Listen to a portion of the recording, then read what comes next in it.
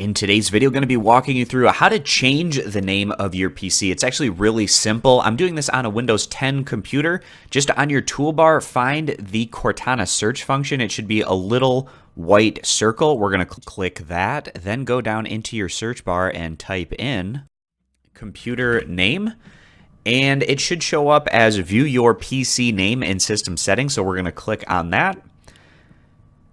And then we're going to scroll down. Right now, my desktop is named something really random, so I'm actually going to just simplify the name for this example. So I'm going to click on rename this PC, and then it shows you your current name. I'm going to have it be desktop-PC, and then click next.